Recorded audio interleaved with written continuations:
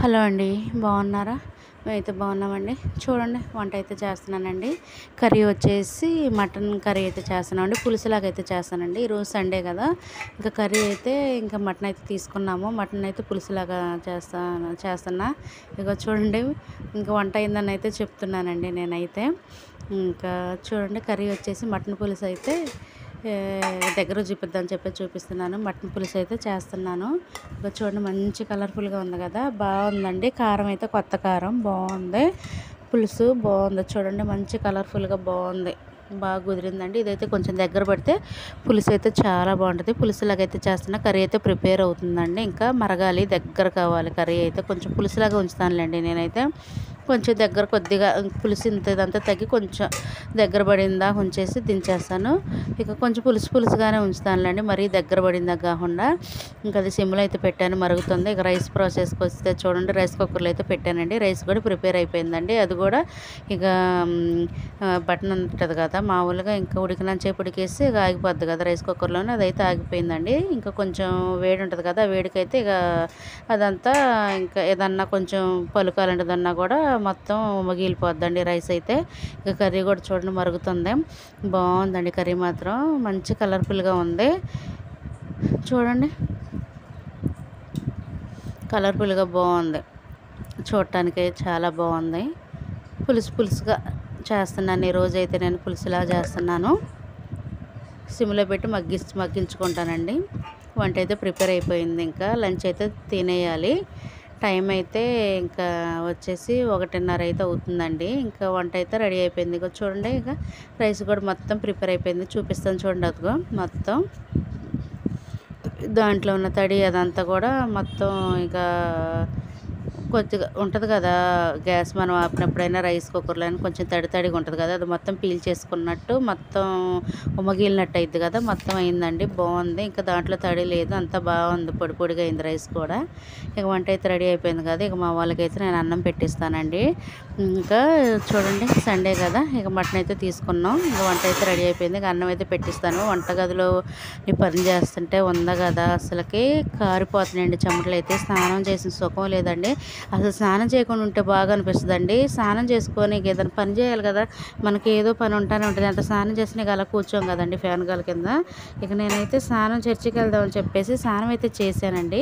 స్నానం చేశాక కొంచెం ఆగిపోయాంలేండి, చర్చికి అయితే వెళ్ళలేదు నేను. ఇంకా లేట్ అయిందని చెప్పేసి ఆగాను.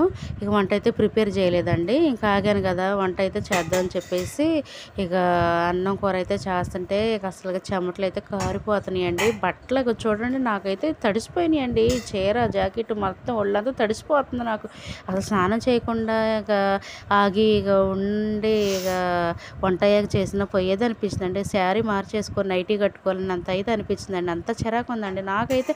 కొంతమందికి ఎందుకు విపరీతమైన చెమటలు పోస్తాయండి, నాకైతే మరీ విపరీతమైన చెమటలు అండి. అసలుకి కారిపోతాయండి. ఒకసారి చూస్తే మీకు అర్థమయ్యి ఉంటుంది. ఒక చూడండి, ఒంటి నిండా చెమటలే కారిపోతున్నాయండి. విపరీతమైన చెమటలు. అసలు వంటగదిలో నుంచి బయటికి వెళ్ళిపోదాం అన్నంత అనిపిస్తుంది. ఇక కాకపోతే వంట పని ఉందగా, చేయాలి కదా, ఇక తప్పదు కదా అని చెప్పేసి ఇక చేస్తున్నాను. ఇక వంట అయిన తర్వాత అందరికి పెట్టేసి ఇచ్చిన తర్వాత ఇక నేను కూడా ఫ్యాన్ గాలి కింద కూర్చుంటానండి. ఇక అప్పుడు ఈ చెమటలు అయితే తగ్గుతాయి. ఇక చూడండి, పొద్దాక ఏం అరుసలేండి. ఎండాకాలం పొద్దాకు 2 సార్లు అట్లా స్నానం చేసి పొద్దున్న డబుల్ పని అవుతుందండి బట్టలు అయితే. ఇక ఎందుకు లేక చీరే ఉంచేసుకుంటాను. ఫ్యాన్ గాలి కింద కూర్చుంటే ఇక చెమటలు అయితే ఆరిపోతాయి కదా. ఇంకా అందరికి పెట్టించి ఇక నేను కూడా ఇక కూర్చొని తింటాను ఫ్యాన్ గాలి కింద. ఒక 10 నిమిషాలు పావు గంట కూర్చుంటే చెమటలన్నీ ఆరిపోతాయండి. మళ్ళీ సాయంత్రం మళ్ళీ ఫ్రెష్గా చేసుకోవచ్చులే. మళ్ళీ ఇప్పుడు చేశాను కదా, చేసి కూడా ఒక హాఫ్ అన్ అవర్ కూడా కాలేదండి స్నానం అయితే. మళ్ళీ ఇంకేం చేస్తావులే, మళ్ళీ డబల్ అవుతున్నాయి బట్టలు అని చెప్పేసి ఇక అయితే చేయకుండా ఇక అలానే ఇక అందరికి పెట్టించిన తర్వాత ఇక నేను కూడా తినేస్తాను. తినేసి కొద్దిసేపు ఫ్యాన్ గాలి కింద కూర్చుంటే చెమటలు అయితే ఆరిపోతాయండి. అసలు నాకు ఎందుకు ఫ్యాన్ గాలి కింద నుంచి బయటికి పక్కకు వచ్చేసాను అనుకోండి, ఇక కారిపోతాయండి. ఫ్యాన్ గాలి కింద ఉన్నంతసేపు హాయిగా ఉంటుందండి ప్రాణానికి నాకు. ఇక ఒక 5 నిమిషాలు ఫ్యాన్ గాలి నుంచి పక్కకు వచ్చామా, ఇక నాకు ఇక అస్సలకి ఇక చెమటలు కారిపోతాయి. ఎంత చిరాకు పుట్టిద్దండి ఎండాకాలం అయితే. మళ్ళీ వర్షాకాలం చలికాలం అలాగ వస్తుంది కదా, ఎండాకాలం అయిపోయిన తర్వాత అప్పుడైతే నాకు వంటగదిలో గంట సేపు ఉన్నా 2 గంటల సేపు ఉన్నా సరే అసలుకి చెమటలు కానీ అసలు చిరాకుగానే అనిపించదు. ఎండాకాలం స్టార్ట్ ఫిబ్రవరి, ఇక జనవరి ఇక జనవరి ఎండింగ్ వస్తుంది, ఎండింగ్కి వచ్చింది. ఫిబ్రవరి స్టార్ట్ అవుతుంది అనుకున్నప్పటి నుంచే నాకు మరీ విపరీతమైన చెమటలు పోస్తాయండి వేడికైతే. ఇంక చూడండి వంట అయితే రెడీ అయిపోయిందండి. ఇంకా మేమైతే తినేస్తాము. వేడి వేడిగా వంట అయితే రెడీ అయిపోయింది. అన్నం అయింది, కూర అయింది. ఇక అందరికీ పెట్టిస్తాను. పెట్టించిన తర్వాత పులుసుగా ఉందండి. పులుసులా ఉంచాను. మరి ఇష్టపడతారో లేదో నాకైతే తెలవదు. దగ్గరకైతే చేయలేదండి. కొంచెం చేపల పులుసులాగా మనం పులుసు చేసుకుంటాం కదా, మటన్ పులుసు, చికెన్ పులుసులాగా అలాగైతే చేశానండి. పులుసులాగా మరి ఇష్టపడతారో లేదో నాకైతే ఇక తెలవదు. ఇక పెట్టేస్తున్నాను. ఇక పెట్టేసిన తర్వాత బాగుందిలేండి. పులుసు బాగా కలర్ఫుల్గా ఉంది. ఎర్రగా కొత్త కారం కదా, బాగుంది కలర్ఫుల్గా.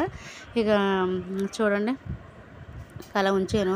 ఒకవేళ అలా పులుసు వద్దన్నారనుకోండి అంతగా కొంచెం ఏముంది, ఒక 5-10 నిమిషాలు మళ్ళీ సిమ్లో పెట్టేస్తే మొత్తం దగ్గరకు అవుతుంది కదా కర్రీ. ఇక పులుసు అంతా తిరిగిపోయిందాక అలాగని పెట్టేస్తాను. తిన్న తర్వాత ఒకవేళ ఇక నైట్కి ఏమైనా మిగిలితే ఇక పులుసు వద్దులే అనుకుంటే ఒక 5-10 నిమిషాలు అలాగ మళ్ళీ గ్యాస్ పై మీద పెట్టేస్తే మొత్తం దగ్గరకు అవుతుందిగా అలాగైనా చేయొచ్చండి. ఇక నైట్ అయితే ఇప్పటి వరకు ఈ పులుసులాగే తినేస్తున్నాము. మరి ఇక ఏమంటారేమో వేడి వేడి రైస్ అయితే పెట్టేస్తున్నాం. పులుసులాగా చేశాను కదా, ఇక పులుసు అయితే వేసేస్తున్నానండి. బాగుంటుంది, ఇలా తిన్నా కూడా బాగుంటుంది. ఇంకా పెట్టేస్తున్నాను. అందరికి ఒకేసారి పెట్టిస్తున్నానులేండి. తేపాకలకు కాకుండా నలుగురికి ఒకసారి పెట్టించినాను అనుకోండి, వాళ్ళు తిన్న తర్వాత ఇక నేను కూడా తినొచ్చులే అని చెప్పేసి వాళ్ళకి పెడుతున్నా. వేడి వేడిగా ఉంది. ఈ వేడి వేడి వాతావరణంలోని వేడి వేడి రైసు, వేడి వేడి మటన్ కర్రీ తింటుంటే కారిపోతున్నాయండి చెమటలు అయితే. ఇక నేనైతే తినట్లేదులేండి. మా వాళ్ళకి పెట్టించిన తర్వాత ఇక నేనైతే తినేస్తానండి. ఇంకా చూడండి మా వాళ్ళకి పెట్టి అందరికి ఒకేసారి 3 ప్లేట్లలో పెట్టారు ముందు. తర్వాత మా అబ్బాయికి కూడా గిన్నెలో పెట్టేస్తానండి. తనైతే ప్లేట్లో పెట్టేస్తే ఇక మొత్తం పడేసుకుంటున్నాడు మీద. ఇక ఫోన్ చూసుకుంటా తినుకుంటా అసలు కింద పడేది కూడా తనకు అర్థం కావట్లేదు. గిన్నె అనుకోండి, గిన్నెలో అయితే ఇక పోకుండా ఉంటుంది కదా నీట్గా. ఇక వీళ్ళకి పెట్టేసిన తర్వాత ప్లేట్లలోనే ఇక మా అబ్బాయికి అయితే గిన్నెలో పెట్టిస్తాను. మంచిగా ఉందండి, మంచి స్మెల్ అయితే వస్తుంది కర్రీ. ఇక ఓకేనా, వాళ్ళకైతే ఇచ్చేస్తానండి. పెట్టాను కదా, ఇక ఇచ్చేస్తాను. వాళ్ళకి ఇచ్చేసిన తర్వాత అబ్బాయికి కూడా పెట్టిస్తాను. ఇక మా అబ్బాయి తిన్న తర్వాత ఇక నేను కూడా తింటాను. ఎంత వేడి వేడి అన్నం కూర ఉన్నా సరే నేను మాత్రం ముందు పచ్చడి వేసుకోవాల్సిందేనండి. నాకెందుకు అసలు పచ్చడితో తింటేనే కడుపు నిండిపోద్దండి. ఎల్లిపాయ కారం ఉంటుంది కదా, కారపొడి కానీ ఇంట్లో ఏ పచ్చడి మా ఇంట్లో అవైలబుల్గానే ఉంటాయండి. అసలు 2-3 పచ్చళ్ళ దాకా ఉంటాయి. కారపొడి కాకే పచ్చళ్ళు 2-3 రకాలు ఉంటాయండి. నాకు అసలుకి ఏంటో మరి నాకు అసలు ఇష్టం ఉండదండి. అనిపించింది నాకు చికెన్ తినాలా, మటన్ తినాలా అనిపించిద్ది. ఇక తీరా వండుతాం కదా, వండాక ఇక దాని మీద ఉన్న ఇంట్రెస్ట్ పోద్దండి. నాకు ఇంట్రెస్ట్ పోయి వేడి వేడి అన్నంలోని కొంచెం పచ్చడి వేసుకొని, ఒక ఉల్లిపాయ ముక్క కట్ చేసుకొని, ఉల్లిపాయ ముక్క నంచుకుంటా పచ్చడితో తింటే ఉంటుంది కదా, ఆ టేస్టే వేరండి. కడుపు నిండా ముందు పచ్చడితో తిన్న తర్వాత లాస్ట్లో ఫైనల్గా కర్రీ కొంచెం వేసుకొని ఇక కర్రీతోనైతే తినేస్తానండి. నాకు ముందే ఈ చికెన్లు కానీ మటన్లు కానీ తినాలనిపించింది మరి ఎందుకు. ఓకేనా, మరొక వీడియోలు కలుద్దామండి. నేనైతే తింటున్నాను. బాయ్.